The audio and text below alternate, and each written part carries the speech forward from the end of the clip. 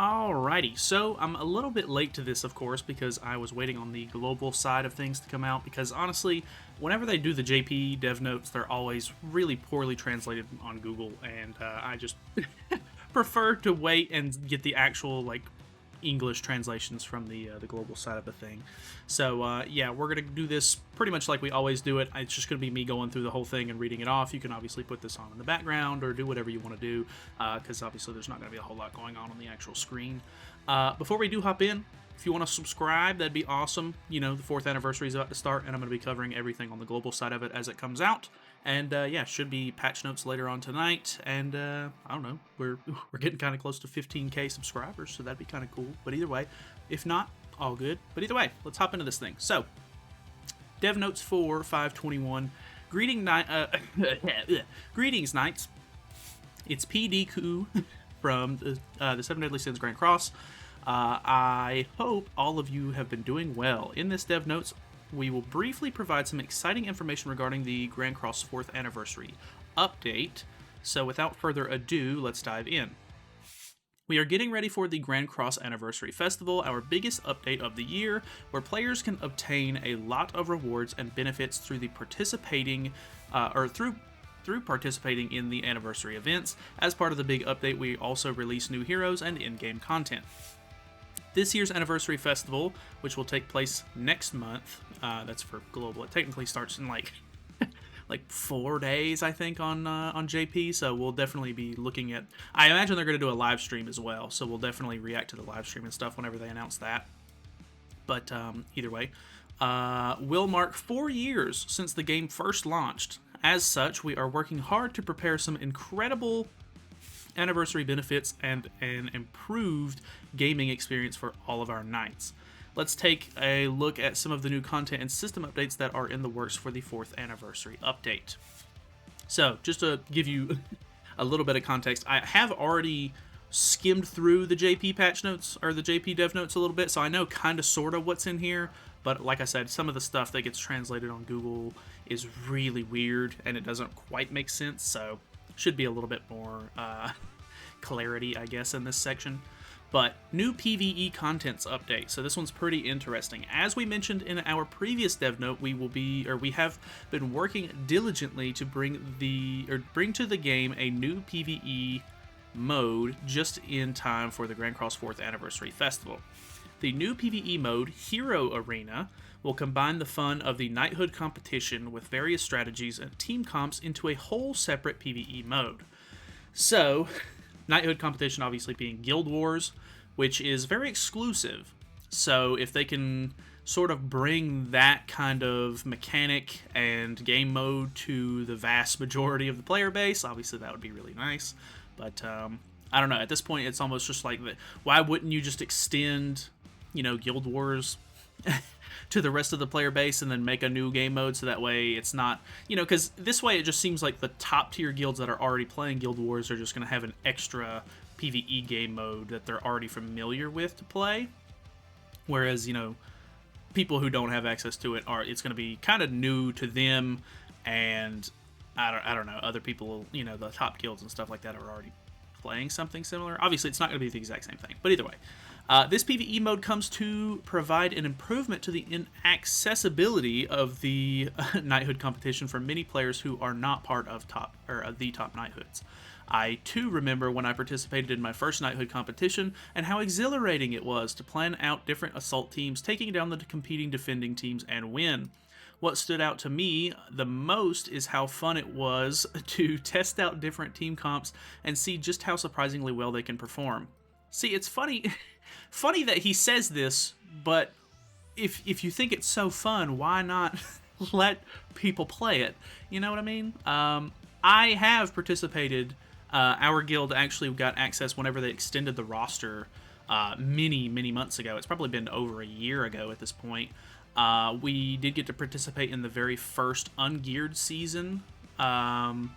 And, I mean, it was cool. It was really fun to play around with, but like I said, not many people have actual access to it. People are really sweaty when it comes to Guild Wars, so people really push hard when it comes to Guild Boss and everything like that, so that way they can place to participate in it, because not only is it just a fun game mode, and it's kind of like the end-game stuff, but at the same time, it also gives you pretty decent rewards. The higher you place, the more diamonds and stuff like that you get for your guild. So I don't know.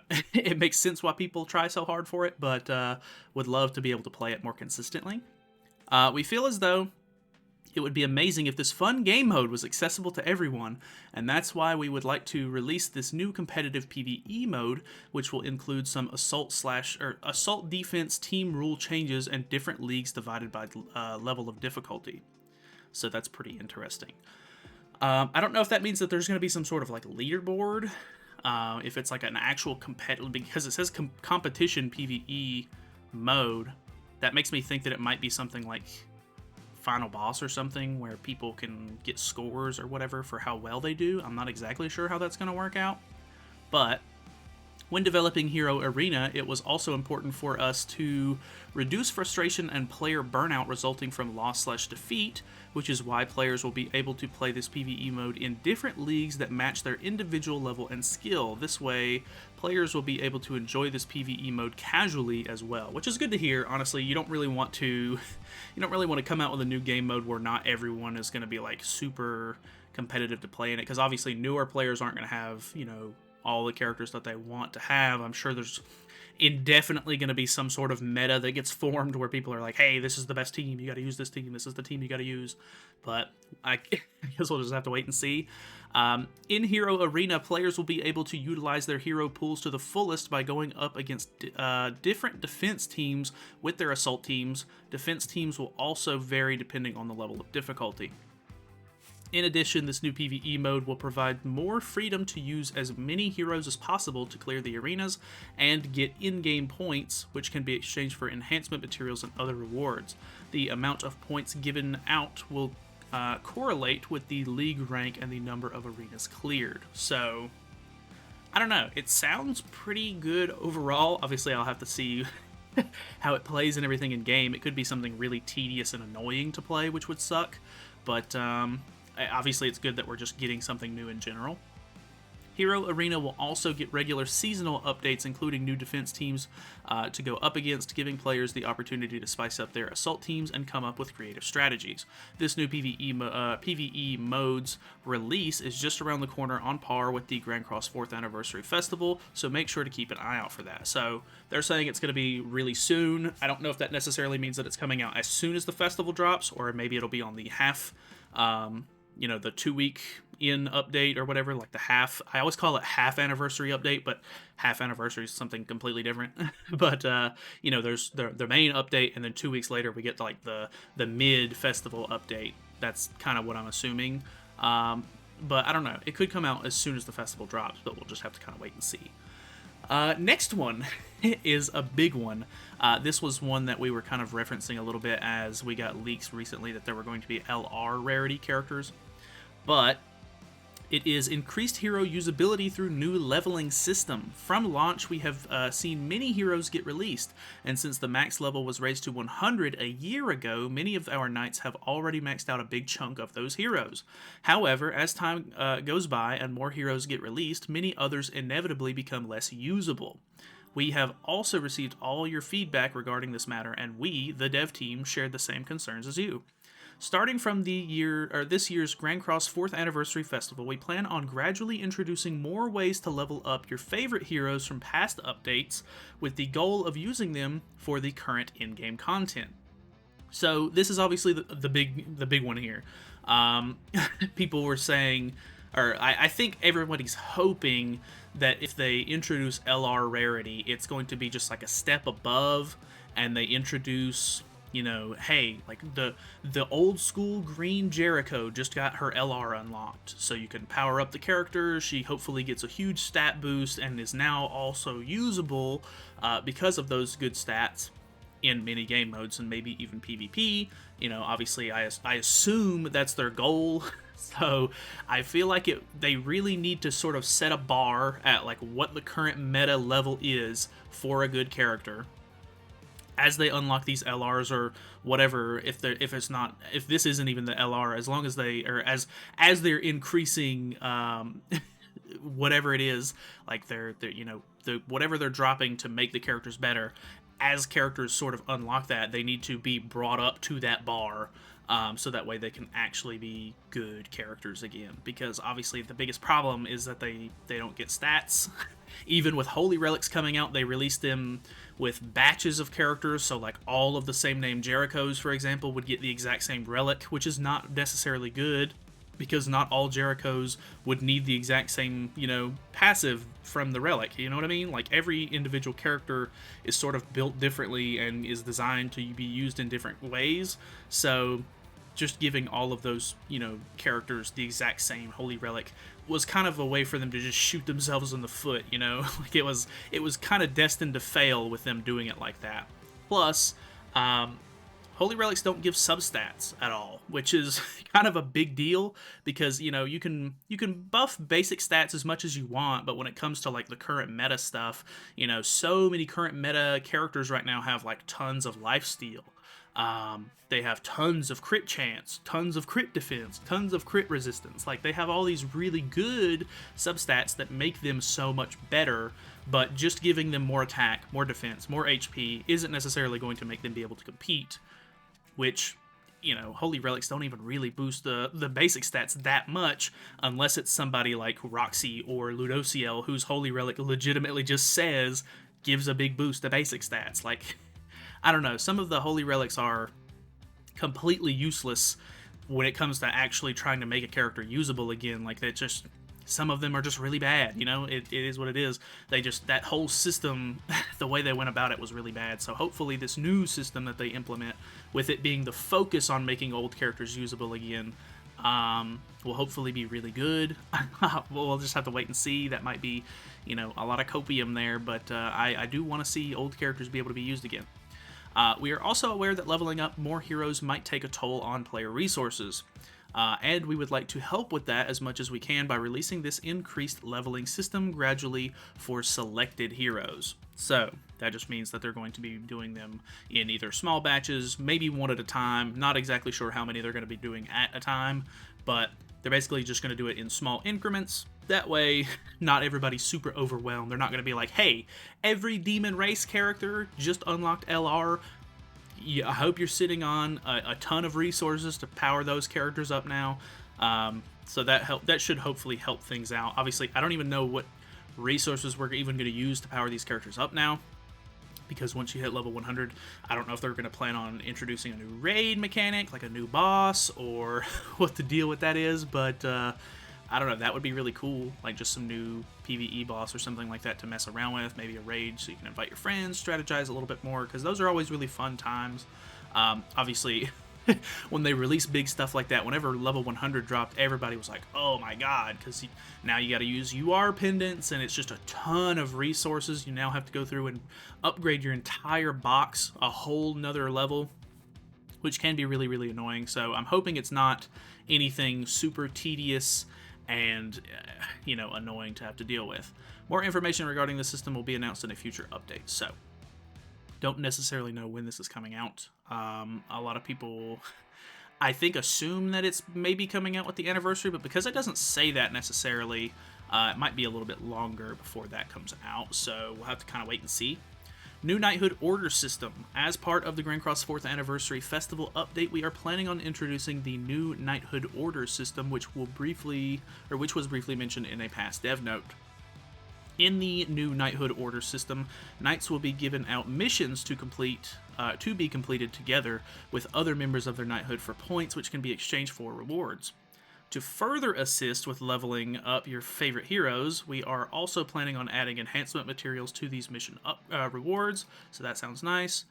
The Knighthood order will be reset every week, and after completion, additional accumulative rewards will also be given out. We hope that this new system will provide some help with in leveling and maxing up heroes and becoming stronger in the game. So I think, depending on how good the rewards for this are, it's obviously going to drive a lot more traffic to the guild system.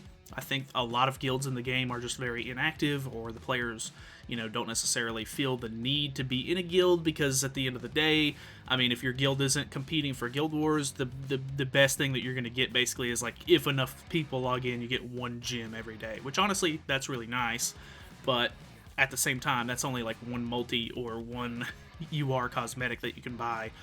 in a month's time. So it's not like super crazy rewards. Obviously, it is good, but a lot of people don't care about the guild system in the game at the moment. So if this can actually give you pretty decent rewards, might make, a lot more guilds form, might make guilds a lot more active, which honestly I think is a good thing, because right now, if you're not pushing for guild wars, guilds don't really seem that great. People, I don't know. It feels like everybody that uses the guild system in this game, they either have like their own dedicated Discord for it or whatever the case may be, but guilds almost seem kind of like tacked on in a way. Like no one that I know uses the in-game guild chat. We've had like maybe a couple of people use it here or there over the like 2-3 years that I've had a guild. But it's really not often. You barely ever even notice if somebody has typed in it, because there's not really a whole lot of like attention that gets brought up whenever you do. I don't know. There's a couple of things about the guild system that don't really seem, very great. So if they can just implement some new stuff to make it a little bit more refreshing, a little bit more active, a little bit more fun and rewarding, obviously that would be great. So I'm all for that. Lastly, we have improved limit break quality of life. So this is a big one. A lot of people really hate powering up new characters and everything like that, so this should hopefully help alleviate some of that. So not only will new PvE modes and systems be added to the game in the Grand Cross 4th Anniversary update, we are also preparing quality of life improvements which will be added with this update as well. One of these improvements will be for the limit break process, which many players have given us feedback on.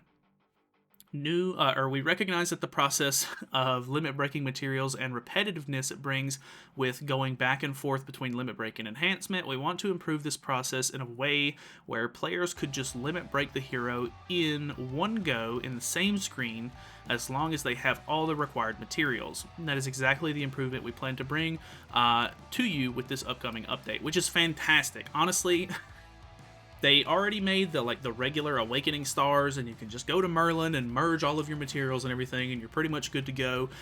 I don't know if they're going to end up doing something similar to that, where you get some other sort of resource that you just pour all of your, demon materials and everything into, but that would be fantastic. Just some way for it to either just recognize, hey, you already have all of this stuff in your inventory, this is how many of those resources it was going to take regardless, so you can just one tap button, level 100, that'd be fantastic. But I don't know, obviously they're working on it. They realize that it's really annoying, just like all of the players are already talking about. So this is really good. This should be a really nice update, just quality of life in general, because for content creators and streamers and stuff like that, like even when I do summoning streams and then we want to test the character out afterwards, it's like an extra like 10 minutes or so just for me to like power up the character over and over again, put the Awakening Star on it, put the Super Awakening coins into it, limit breaking, all that good stuff. It's very annoying. So happily accepting this update. Hopefully this will be awesome.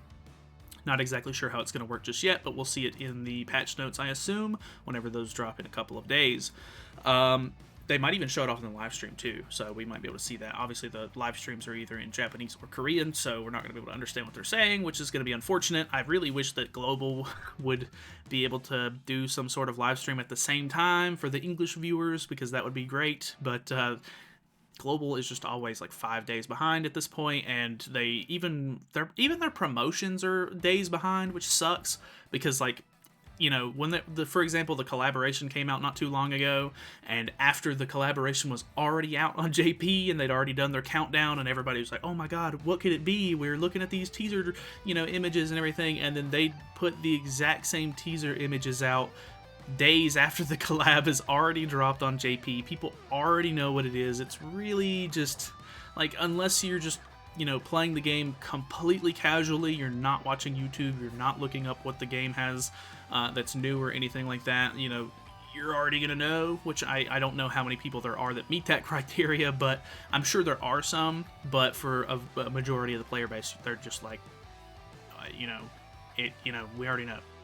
But either way, to conclude this with a quick rundown of some of the new content and features that will be added in the game, in the upcoming 4th Anniversary Festival update, we would like to use this opportunity to thank you for all the constant love and support throughout these 4 years. We plan to continue to do our best to provide you with a great gaming experience. Thank you. So, honestly, this is probably one of the better patch notes, or dev notes, as far as I'm concerned. I know a lot of people always have concerns where they're like, hey, you know, they talk about this and it never comes to fruition, like it didn't never happen, or whatever the case may be. I'm sure, you know, there are weird like development quirks and stuff like that that happen behind the scenes that they don't necessarily, or that we don't get to see. Obviously, game development is, you know, it's harder than you think it is, but at the same time, you know, it'd be nice if they were a little bit more vocal about some of the stuff. Like if this is never going to happen, you know, either one, don't talk about it, or two, update us and let us know why it's not going to happen. I don't know. It just seems like, you know, so many people see these dev notes come out and they're like, hey, like, here we go, gonna get my hopes up again for some stuff that's never gonna happen, which seems to be like the general consensus. I do really like when they do the dev notes. I think that they're very insightful and everything, especially whenever they're saying like, hey, you know, this is coming out with the new update that's right around the corner. Like, that's always really good, because it's stuff that it's like, hey, here's a little bit of insight, get excited, here's a new feature that's dropping very soon. But whenever it's stuff where it's like, hey, you know, there's no definitive release date on it, you know, this was going to be announced in a future update, it just becomes a little bit more like, all right, like, I'll probably forget about it, or if it's big enough to where I'm actually excited, I'm going to be waiting for it like every single, you know, update that comes out. And, you know, if it never happens, that's obviously just going to make people mad. So this one looked pretty good. I think, you know, the quality of life improvements that they're talking about are great. New Knighthood stuff is always more, or, you know, welcome, because I think Knighthoods are kind of boring unless you're just really, you know, a top tier player. Increasing the usability through the new systems. This one's probably the scariest. Obviously, this is the only one that doesn't really have a definitive release date on it or anything like that, but it seems like it could be the most game-changing one, and hopefully in a good way. So really looking forward to seeing when that actually drops. And then the first one was the new PVE content update, which honestly, it seems a little, hopefully it's not like completely just like reused assets and just like, hey, we made Guild Wars as like a funny sort of side game mode, haha, like cool. Hopefully it's actually something that's fun, and it's not, it just doesn't feel like just some recycled content, you know, crap. But either way, thank you guys so much for watching. Hopefully you guys enjoyed the video. If you made it all the way to the end, leave me a little apple emoji or something in the comments. I always like seeing who made it all the way to the very end. But yeah, that's pretty much it for me. If you if you haven't subscribed already, feel free to. Like I said, we're going to be covering everything as it comes out on the global version of the game. I know, you know, it's easy to just watch stuff on JP and everything as it comes out a little bit beforehand, but I know that a majority of the players are on global, so I like experiencing with it, or experiencing the stuff as it comes out with you guys, which is always really fun. So thank you guys so much. I will see you guys later. Feel free to subscribe, all that good stuff. Bye, bye, bye, bye. I will see you for patch notes tonight.